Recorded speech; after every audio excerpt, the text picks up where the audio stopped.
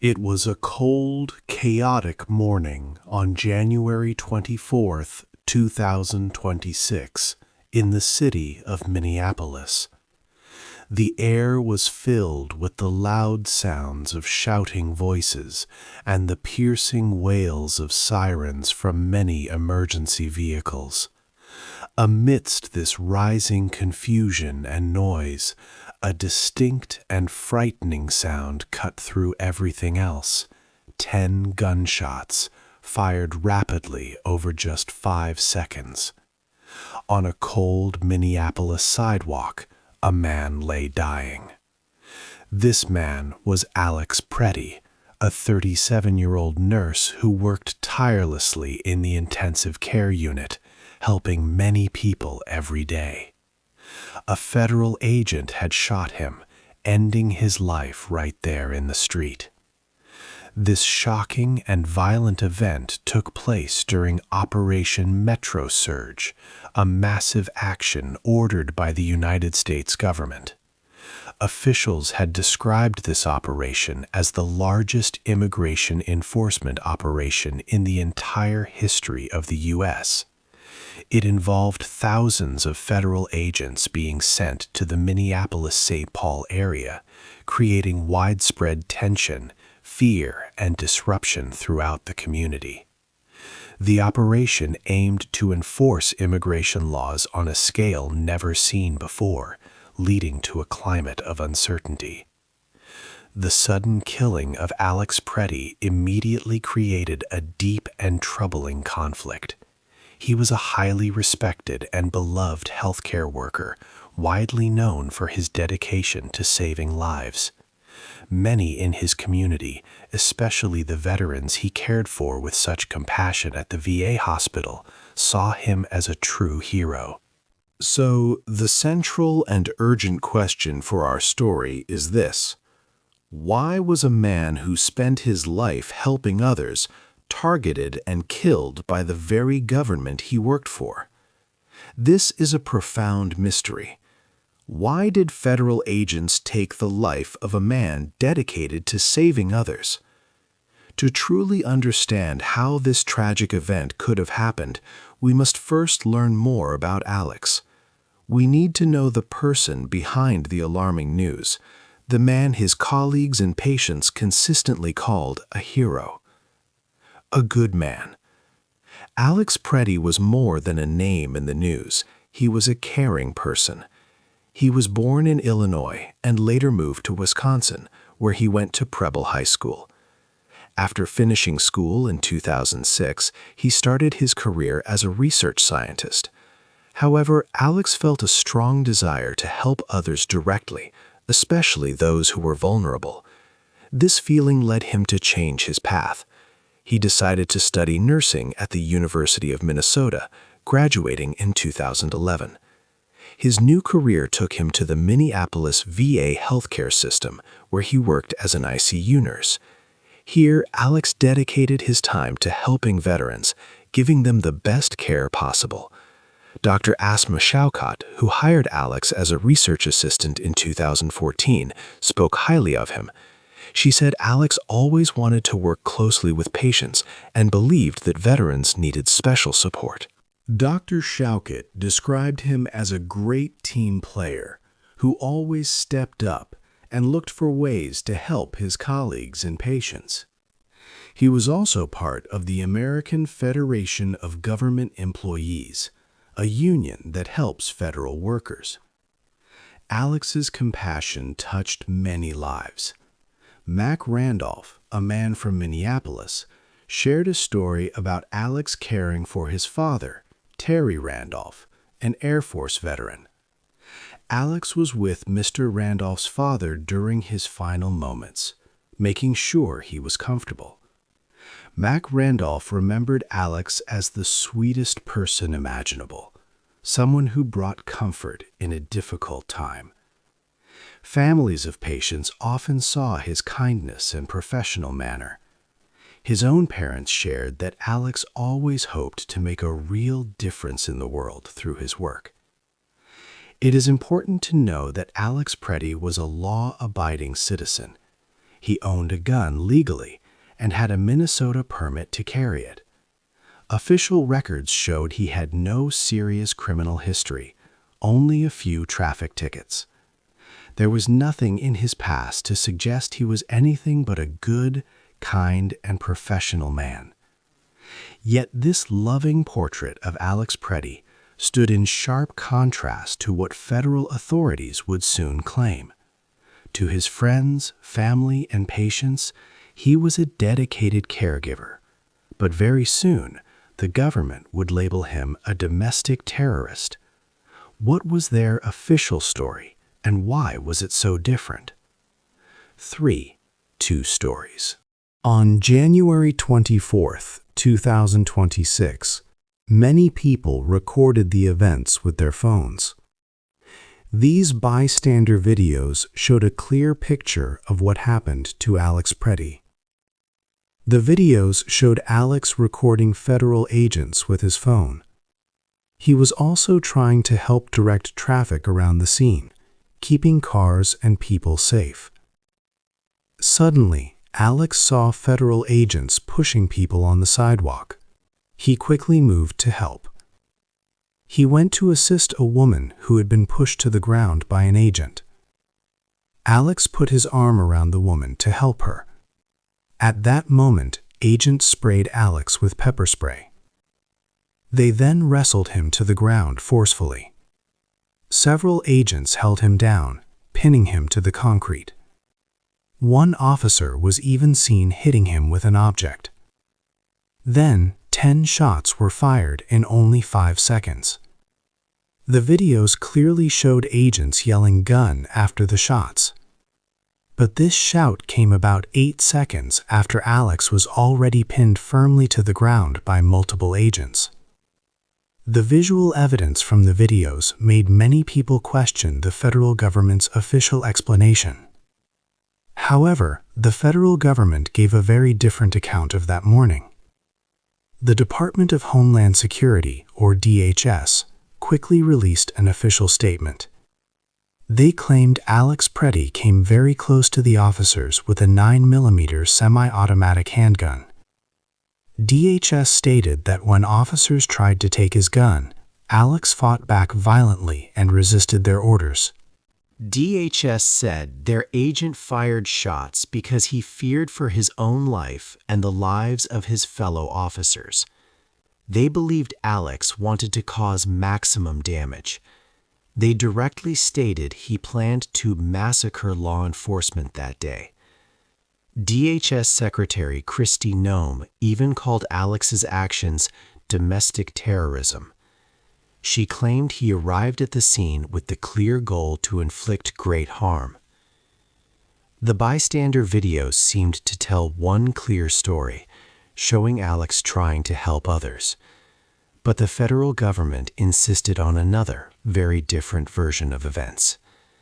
This contradiction was deeply disturbing to the public. It was also not the first time such a conflict between video evidence and official claims had happened in Minneapolis. Just 17 days before Alex's death, another American citizen in the city had died in a strikingly similar way during federal enforcement actions. 4. The first death. To truly understand the explosive atmosphere building in Minneapolis, we must look back just 17 days before Alex Preddy's death. Another life was tragically cut short. Her name was Renee Good. She was 37 years old, just like Alex, and a loving mother to 3 children, a 15-year-old girl, a 12-year-old boy, and a 6-year-old boy. Her mother, Donna Ganger, remembered Renee as one of the kindest and most compassionate people she had ever known.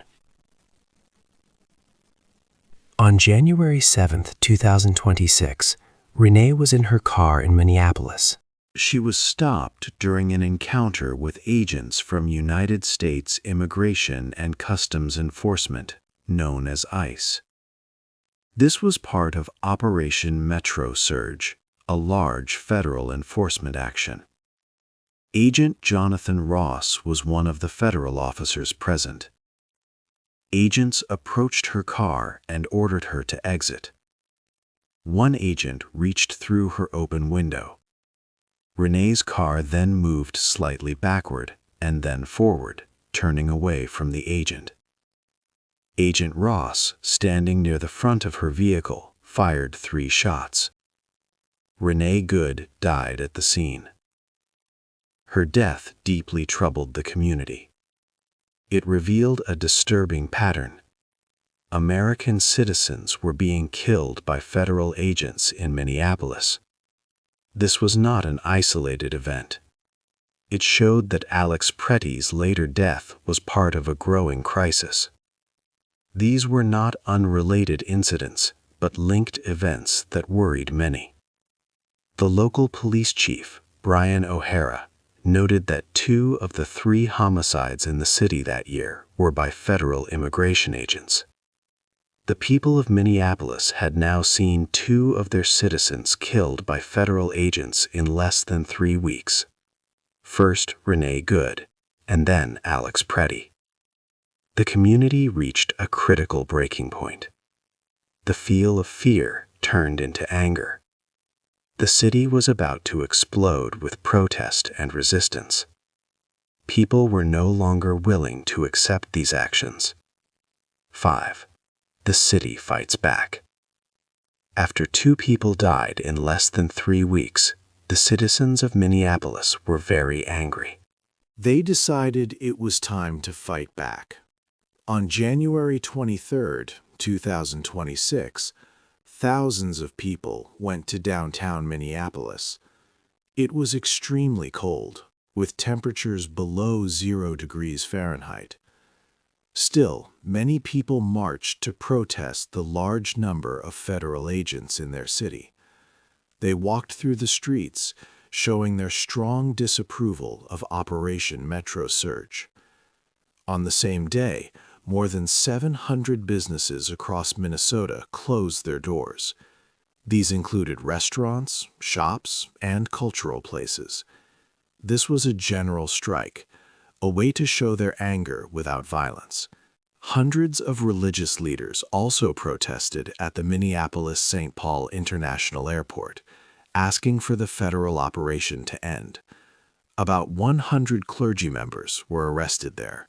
The next day, after Alex Pretty's death, more protests and a vigil happened at Whittier Park. Local and state leaders in Minnesota also spoke out clearly. Minneapolis Mayor Jacob Frey watched videos of Alex Pretty's death. He stated he saw many masked agents attacking a citizen before the shooting. Minnesota Governor Tim Walz reviewed the videos too. He said the federal government's story was nonsense. Governor Walz talked with the White House. He told President Donald Trump that the operation must stop. He also said that Minnesota was collecting facts to prosecute federal agents for their actions. To help local police, Governor Walz activated the Minnesota National Guard. The state of Minnesota took strong legal action. Attorney General Keith Ellison, along with the cities of Minneapolis and St. Paul, filed a lawsuit in federal court. They said Operation Metro Surge was against the United States Constitution. They argued that it violated state powers. Mr. Ellison stated that federal agents had caused chaos and fear across Minnesota. The lawsuit asked the court to stop the operation immediately and declare it unlawful. A hearing for this lawsuit was set for January 26th. The people and leaders of Minnesota showed a united front against the federal government's actions. But the White House and its supporters were not quiet. They were preparing to make the conflict bigger. What started as a local problem was quickly becoming a national political war. 6. A country divided. The difficult situation in Minneapolis quickly grew into a national debate.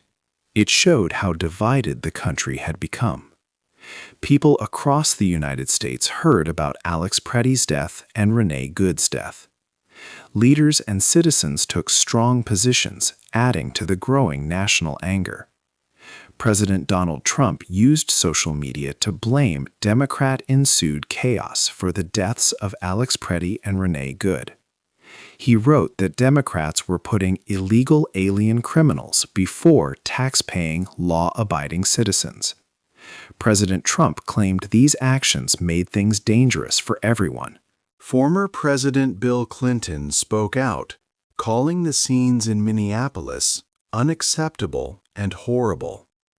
Clinton said the people in charge had lied to us and used aggressive tactics. Other national figures also reacted. Secretary of Defense Pete Hegseth strongly supported the federal agents, calling them patriots and criticizing Minnesota's leadership. Senator Bill Cassidy asked for a joint federal and state investigation, noting the credibility of federal agencies was at risk. Senator Jackie Rosen called federal agent actions un-American and said, "Enough is enough." An information war also took place.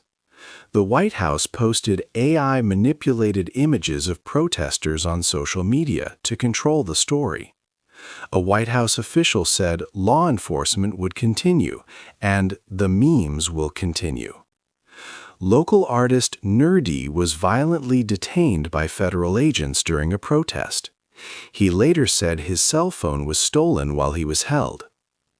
These national reactions showed a clear reason behind the federal government's strong story from Chapter 3. The government's words about Alex Preddy were part of a larger political strategy. It was a way to turn the deaths into a national political battle, moving focus from local events to a broader ideological fight. While politicians and experts argued in the media, something else was happening on the ground in Minneapolis. The actual investigation into Alex Preddy's death was being actively stopped. 7. The blocked investigation.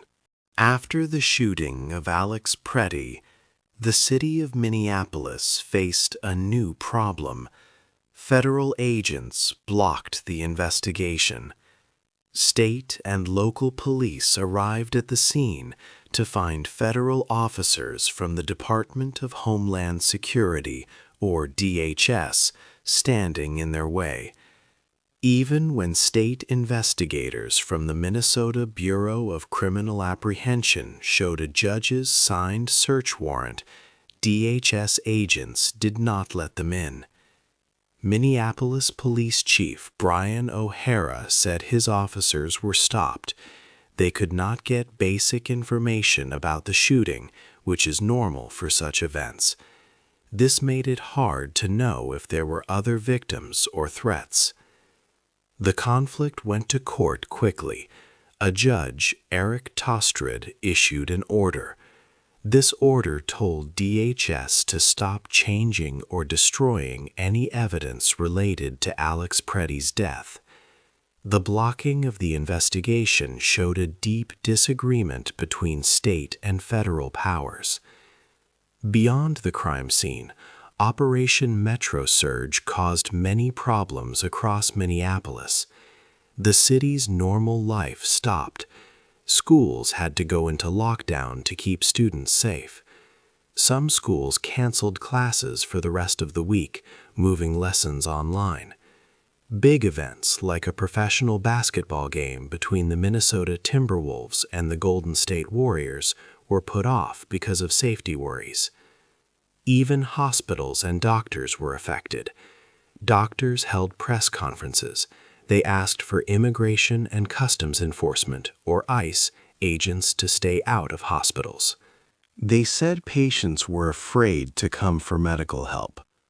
A resident doctor shared that the federal presence made working conditions very hard for healthcare staff. They stated that this situation was making the city less safe. Minnesota Attorney General Keith Ellison said the federal actions felt like an invasion of the Twin Cities. This was not just about one person's death. It became a serious constitutional issue, stopping a major American city from working as it should. The crime scene was changed, the city was in trouble, and legal cases were just starting. A big question remained for everyone. How could justice be found for Alex Preddy? 8. The human cost. The events in Minneapolis left many questions unanswered. There was the big conflict between federal power and state power. Also, there was the issue of citizen rights against national security. Legal battles were still happening, and their results would change how federal law enforcement works in the future. But beyond the courts and political talk, there was a deep human sadness. Alex Preddy's parents spoke about their son. They said Alex wanted to help people and make the world better. It was sad that he would not be alive to see the good he could have done. A union for federal employees, AFGE Professional Local 3669, felt a great loss. They said their hearts were heavy, and this tragedy was devastating. Dr. Dmitry Draconia, a colleague of Alex, spoke about him. He said it was very upsetting to hear how federal officials talked about Alex. Dr. Draconia remembered Alex as someone who made people feel comfortable very quickly with his jokes and his smile. Alex was a kind and caring man. The shooting left a lasting mark on Minneapolis and the whole state of Minnesota. People in the community felt afraid and uncertain about their future. What started as an operation about immigration became a much larger problem. It touched schools, hospitals, businesses, and churches. It raised big questions about justice, truth, and the rule of law for the whole country. 2 families were left to mourn their loved ones. A community had to deal with pain and fear.